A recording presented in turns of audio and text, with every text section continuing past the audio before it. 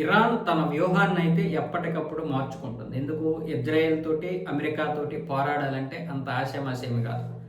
అందుకే తన తక్కువ అయినటువంటి శక్తివంతమైనటువంటి క్షిపణులను ప్రయోగిస్తూ అటు కోట్ల కొలది నష్టాన్ని అయితే చేకూరుస్తుంది. ఇప్పుడు డిఎండి అనే ఒక వ్యూహాన్ని అమలు చేస్తుంది. డిఎండి అంటే డిసెంట్రలైజ్డ్ మెజాయిక్ డిఫెన్స్. ఇందులో 31 ప్రావిన్సుల ప్రకారం 31 గ్రూపులుగా విడిపోతున్నారు వీళ్ళు. అంటే ఒకేసారి శత్రువు వీళ్ళ మీద దాడి చేసేటప్పుడు మొత్తం నాశనం అవ్వకుండా మొండెం తెగిన అంటే తల తెగిన మొండెం పోరాడుతుందన్న విధంగా ఈ యొక్క వ్యూహాన్ని రూపొందించారు. వీళ్ళు 31 గ్రూపులుగా విడిపోతారు.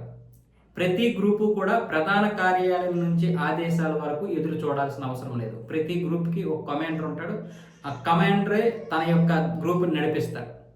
ఒకవేళ కమాండర్ అక్కడ అంతమైనా సరే ఆ కమాండర్ తర్వాత ఇంకొక స్థానం తీసుకోవాలి, ఇంకొక వ్యక్తి అతను నడిపించాలి ఆ గ్రూప్ని. అంతేగాని ప్రధాన కార్యాలయం యొక్క ఆదేశాల కోసం ఎదురు చూడకూడదు.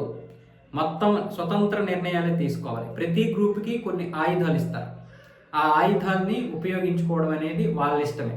సో ఈ విధంగా అయితే ఒక కొత్త పద్ధతిని తీసుకొచ్చారు. ఇది కొత్త పద్ధతి కాదు, ఎప్పటి నుంచో ఉన్నటువంటి పద్ధతి. ఎందుకంటే ఇరాన్కి ఎప్పుడూ కూడా ఇలాంటి దేశాలతోటే శత్రుత్వం, అమెరికాతో కావచ్చు, ఇజ్రాయెల్తో కావచ్చు. ఈ దేశాలతో పోరాడాలంటే శక్తివంతమైనటువంటి క్షిపణులు లేవు. అంతేకాకుండా అన్ని విధాలుగా చూసినా ఇది అమెరికాతో కూడా పోరాడలేదు, ఇజ్రాయెల్తో పోరాడలేదు ఏ విధంగా చూసినా.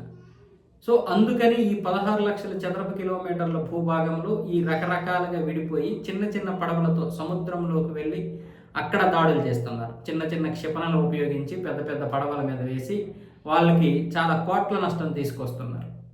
ఇటువైపు ఒకవేళ ప్రాణ నష్టం జరిగినా నష్టం లేదు, ఒకవేళ ఆస్తి నష్టం కూడా పెద్దగా జరగదు. అలాగే ఇప్పుడు భూభాగంలోనే వచ్చేసి తక్కువ విలువ కలిగినటువంటి క్షిపణులను ఉపయోగించి అటు ఎక్కువ రూపాయలు అయితే నష్టం కలిగిస్తున్నారు అమెరికాకి, ఇజ్రాయెల్కి.